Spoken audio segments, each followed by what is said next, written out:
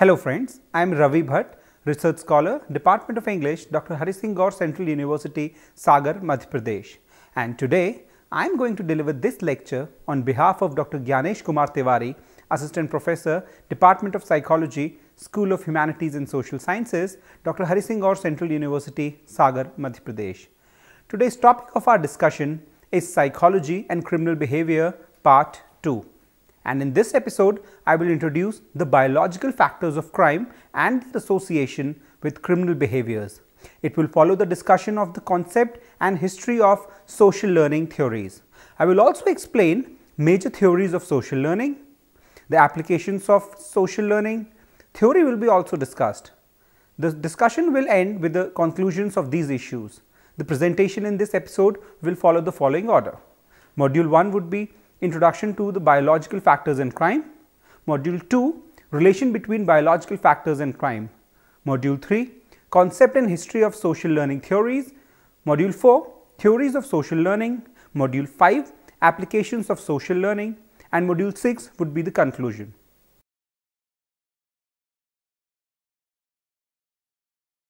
Let us start our discussion with the meaning and introduction of the biological factors of crime.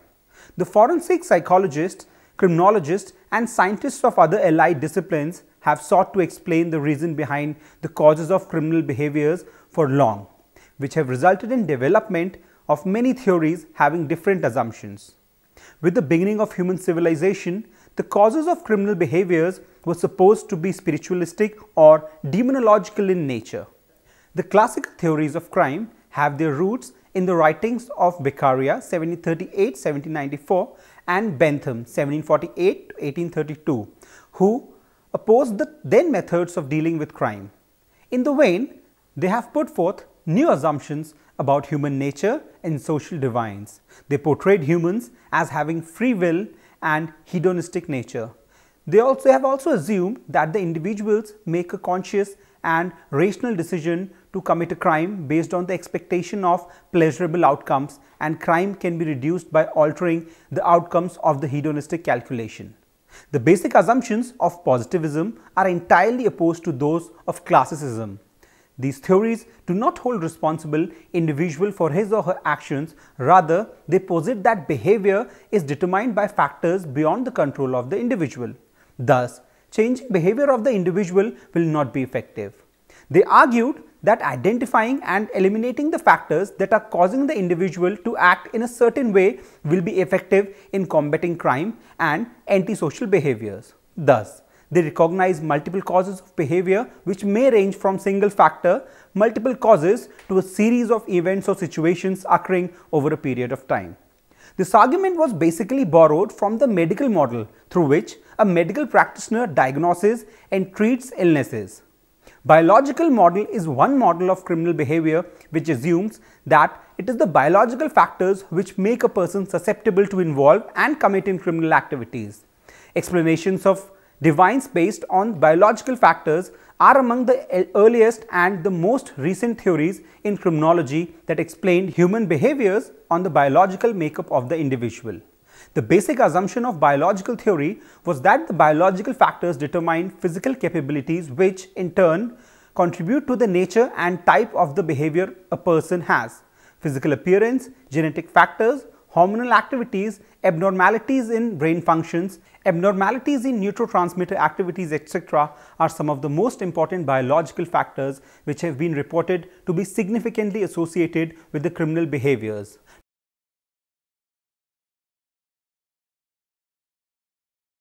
There are many biological factors which have been associated with criminal behaviors.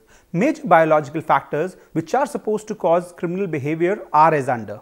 First, physical appearance. Second, genetic factors. Third, hormonal activities.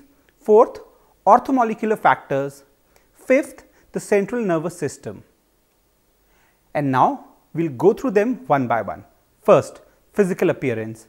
The early biological theories focused on observable physical features of offenders such as appearance. Lombroso is considered the father of modern criminology, who based his theory on Darwin's theory of the survival of species. He viewed criminals as less developed and viewed them as physically or mentally backward as compared to the rest of the society. Lombroso, 1876, identified a number of atavistic or ape-like qualities that generally reflected the physical features of the apes from whom man was a descendant. In his study of the offenders, he was reported that more than 40% of the criminals had 5 or more atavistic traits. These can be termed as the born criminals who lack of evolutionary progression observed in majority of humans. The rest of the criminals fall into the categories of criminaloids and insane criminals who commit crime due to mental, physical and social conditions. Insane criminals are idiots and mentally disturbed individuals. His theory was challenged by later research which did not find support for his arguments. The later researchers did not find differences in the physical makeup of convicts and a control group of non-criminal citizens, Goring, 1993. Lombrosian atavistic characteristics is divided into physical characteristics and non-physical characteristics. Physical characteristics: protruding jaw, high forehead, asymmetrical face, bad teeth, deep close-set eyes, excessively long arms or legs, abnormal nasal features, exaggerated sex organs. And non-physical characteristics include sensitivity to temperature changes, agility, lacking a sense of right or wrong, fondness for animals, tolerance of pain. Sheldon, 1949, has given 3 basic somatotypes and related temperaments based on his observation of delinquents. He reported that mesomorphic individuals were more likely to commit delinquent acts as compared to other youths. Gluick and Eleanor, 1956. Due to methodological problems, subjectivity and impractical observations, Sheldon's theory was also criticized. Second, genetic factors. Researchers have shown that predisposition of criminal behavior has a strong association with the genetic inheritance of the person. 2 methods have been employed to study the effects of genetic endowment: twin studies and adoption studies. These studies have shown that not only criminal behavior but also psychological aspects such as low self-control, sensation seeking and temperament have also genetic base. Rowe, 2002. The monozygotic, that is identical, or dizygotic, that is fraternal twin studies have shown criminal behaviors have genetic basis. The former is the product of a single fertilized egg, whereas the latter is the result of 2 separate eggs fertilized by separate sperm. Thus, the two are not genetically similar and any difference in their criminal behaviors may be understood to be contributed by genetic factors. The concordance rate in the former is higher as compared to the latter. Lyons, 1996, reported higher concordance in adult criminality for MZ twins than DZ twins. This study suggests that genetic factors have strong impact on the behaviors and actions of the individuals. Adoption studies attempt to establish similarity between the adopted offspring and the biological parent, which have provided support similar to that found in twin studies. Skulsinger, 1972, reported that psychopaths to have more psychopathic biological relatives than do non-psychopaths. The results in both of these studies offer a weak genetic argument. The researchers have demonstrated that 49% of criminal boys have criminal biological fathers, while only 31% of non-criminal boys have a criminal biological father. Brennan et al., 1996. Hutchings and Mendick, 1977. Wallers, 1992, also reported a low to moderate correlation between heredity and crime. The biosociological approach, a recent development, argues that the biological makeup of the organism and surrounding environment are closely related. The environment plays a part in shaping the organism and the organism shapes the environment. In short, genetic research is still in its infancy and the future advances may reveal contributions to a wide range of behaviors. Third, hormonal activities. Hormones are chemicals which are secreted by endocrine glands and have strong influence on the development of behaviors and metabolism of the body. Abnormality in the levels of secretions of particular hormones results into many important consequences, leading to abnormal physical and mental illnesses as well as growth, reproduction and functioning of the nervous system. For example, an individual with a congenital hormonal defect may be overtly aggressive in situations that force him or her into a choice between fight and flight. In explaining of divine behavior, the researchers have focused on reproductive hormones, Shah and Roth 1974. Androgen, a male sex hormone, has been reported to be associated with aggressive behavior, Booth and Osgood 1993, Solar et al. 2000. Later researchers have found that the level of testosterone is determined by diet, stress, exercise and social factors, Katz and Chambliss 1995, and aggressive behavior may cause testosterone levels to increase rather than the other way around, Harris 1999. Fourth, orthomolecular factors. Orthomolecular factors are basically chemicals which are introduced to the body either through diet or other means. The reactive hypoglycemia is related to criminal behaviors, Scouse 1980. Alcohol and drugs are other factors linked to divine behaviors which are almost uncontroversial. The researchers argue that alcohol is a disinhibitor, making it easier for an individual to commit crime. Rice and Roth 1993 have argued that alcohol alters the processing of information and instigates aggression, irritability, passivity and sluggishness. The use of other drugs may also lead to criminal behavior. The mechanism underlying the correlation between drugs and divines is not clear.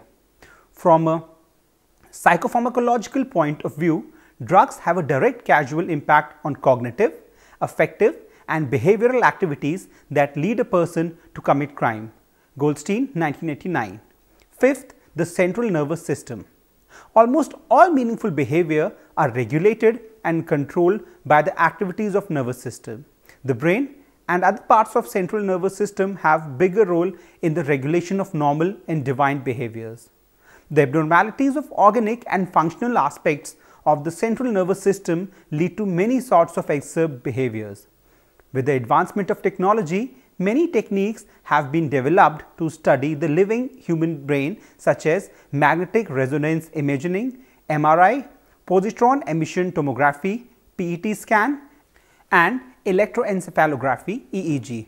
The studies based on these techniques concluded that there is clear evidence relating to brain functioning, especially frontal and temporal lobe problems, to divine activity. Rain et al. 1995.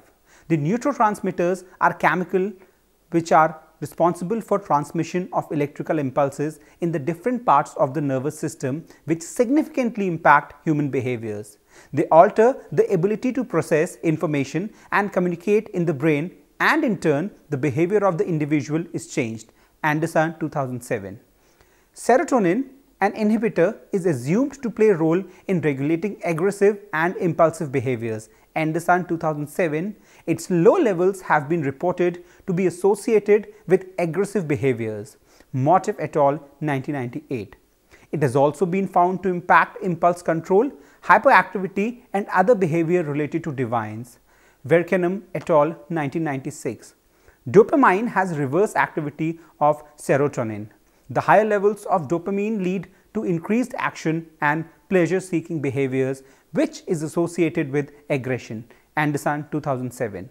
The use of alcohol and other substances alter the activities of neurotransmitters, which significantly alter social behavior. Brunner 1996.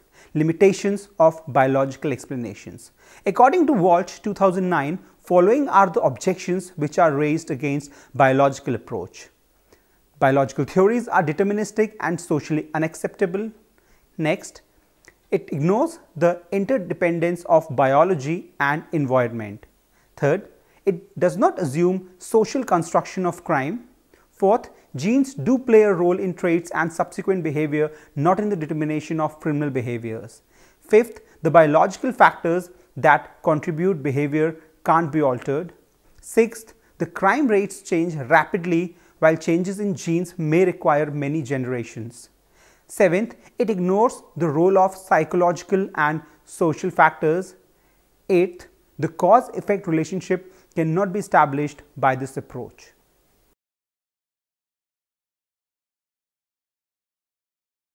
Social learning theories have a strong impact on the way divine behaviors are explained. Learning, as we all know, is a lifelong process which takes from birth to death. It is also known as modeling or vicarious learning. According to this approach, the learner chooses a model present in his environment appropriate to his needs and predispositions, whose behaviors guide the nature and quality of learning. Bandura and Walters, 1963, were the propagator of this theory, which has many variants. According to them, children learn by copying the behaviors of significant others, such as parents, siblings, peers, and other individuals close to them.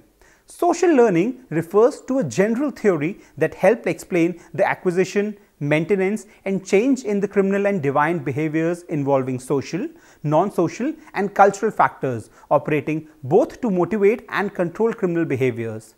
The basic assumption behind the social learning process is that the context of social structure, interaction, and situation produces both confirming and divine behaviors. It is not necessary that the model should be present very close to the learners to learn successfully as per the paradigms of social learning theory. In many cases, the children can learn from characters, both real and fictional, which have known to them through electronic and print media. If the contents are antisocial, it results in criminal and divine behaviors. Bandura and Walters, 1963, have combined conditioning and modeling in a general discussion of learning. They argued that the degree to which a child models his or her behavior is imitated by the level of reward or punishment that the model receives. For example, a child observing an act of aggression by another person or a fictional character is more likely to copy that act if the aggressive person is rewarded or not punished. Therefore, the process of learning through operant conditioning can take a vicarious route through observation of the experiences of others. History of social learning. Skinner proposes stimulus-response theory to describe language use and development, and verbal behavior using paradigm of operant conditioning theory. Skinner, 1947. According to this theory, an organism emits responses to make some changes in the environment that lead to satisfy the needs. The outcomes of its responses determine the likelihood of its future occurrences. Skinner's theory of learning formed the basis of social learning theory. Miller and Dollard, 1941, attempted to explain the constructs of psychoanalytical theory in terms of stimulus-response framework. They argued that personality comprises of learned habits and drive acts as a need which stimulates a response. There is also a drive of imitation which gets positively reinforced by social interactions. Rotter, 1954, denied the role of past and advocated for the holistic interaction of the environment and individual personality that creates probabilities of behaviors which result in learning after reinforcement. He emphasized the subjective nature of responses and effectiveness of reinforcement types. Chomsky, 1959, criticized the radical stimulus-response theory of learning and argued that this mechanistic paradigm is unable to explain complex behavior like language acquisition in humans and speculated for some cognitive mechanisms.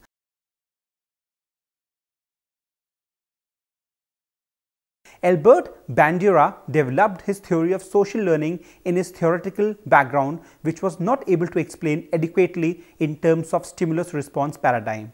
It emphasized interpersonal context, which is the most effective mechanism of human learning. The social learning theory made a balance between behavioristic assumptions and included social and cognitive factors within the framework of SR theories. There are four major explanatory concepts in the social learning theory of Bandura. They are differential association, definitions, differential reinforcement, and imitation.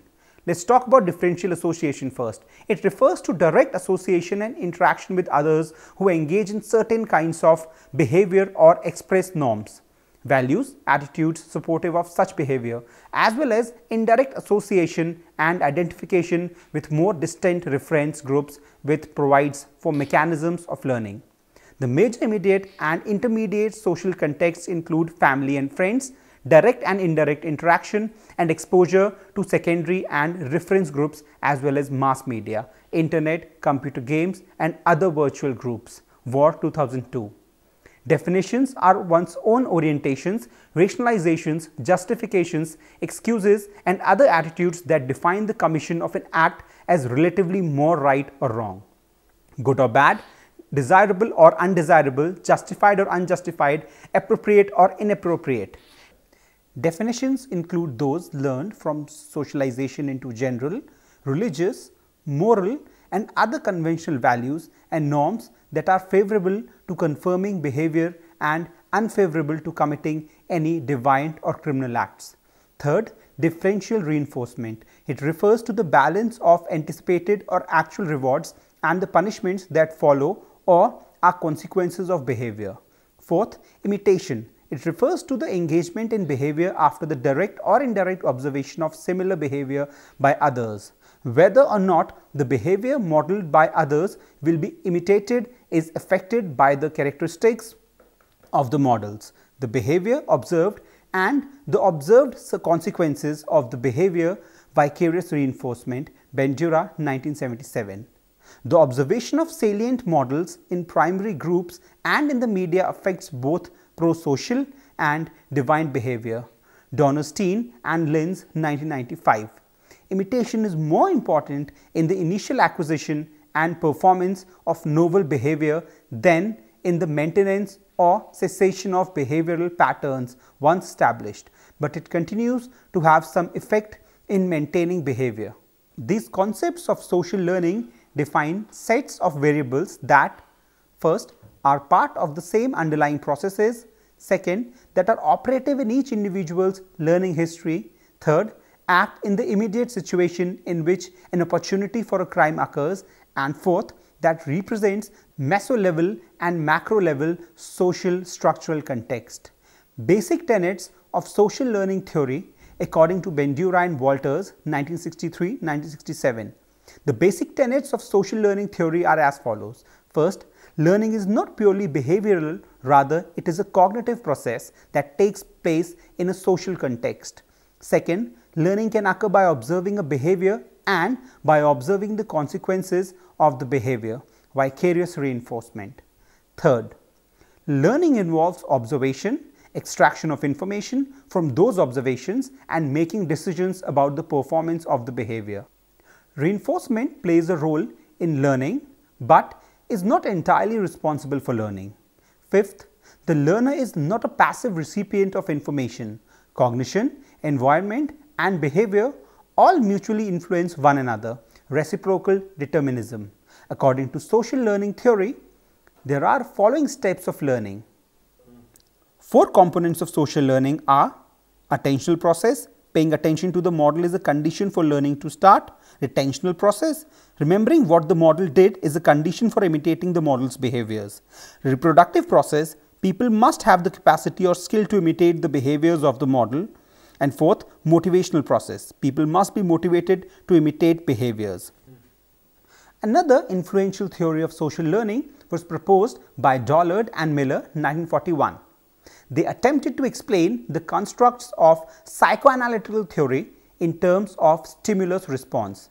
They argued that personality comprises of learned habits and drive acts as a need which stimulates a response. There is also a drive of imitation which gets positively reinforced by social interactions. They made a good attempt to explain Freudian concepts such as repression and displacement in terms of learning, drive reduction theory, and also tried to reconcile psychoanalysis and behaviorism. The basic assumption of the theory are: first, drive stimulus that impels the organism to some behavior, hunger. Second, cue guides or indicates the appropriate direction for behavior. Third, response behaviors directed at reducing drive. And fourth, reinforcement, anything that lowers drive.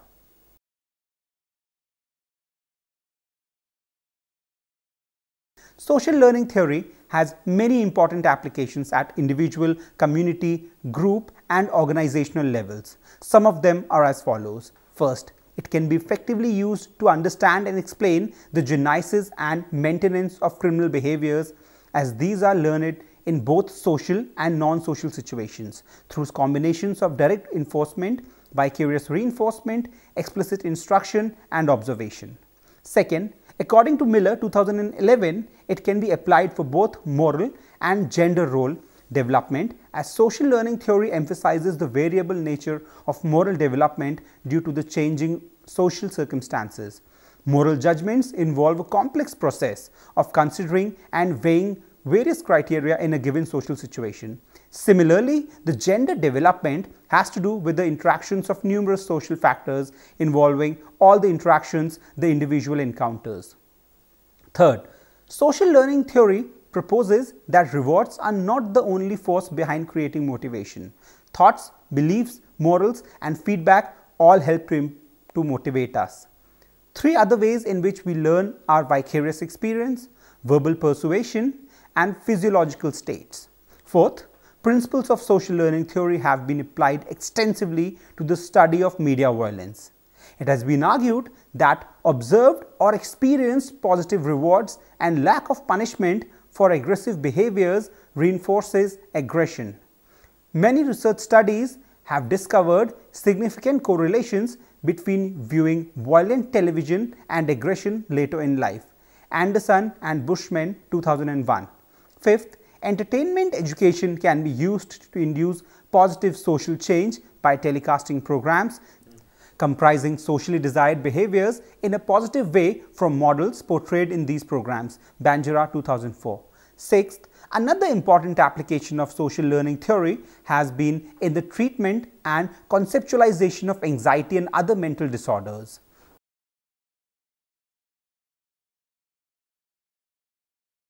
Biological model of criminal behavior assumes that it is the biological factors which make a person susceptible to involve and commit criminal activities. Physical appearance, genetic factors, hormonal activities, abnormalities in brain functions, abnormalities in neurotransmitter activities, etc. are some of the most important biological factors which have been reported to be significantly associated with the criminal behaviors. The theory has been criticized on the grounds of its deterministic nature and denying interaction of biology and the environment. Skinner proposed stimulus-response theory, in which an organism emits responses to make some changes in the environment that leads to satisfy its need. The outcome of its responses determine the likelihood of its future occurrences. Miller and Dollard, 1941, attempted to explain the constructs of psychoanalytical theory in terms of stimulus response. They argued that personality comprises of learned habits and drive acts as a need which stimulates a response. There is also a drive of imitation which gets positively reinforced by social interactions.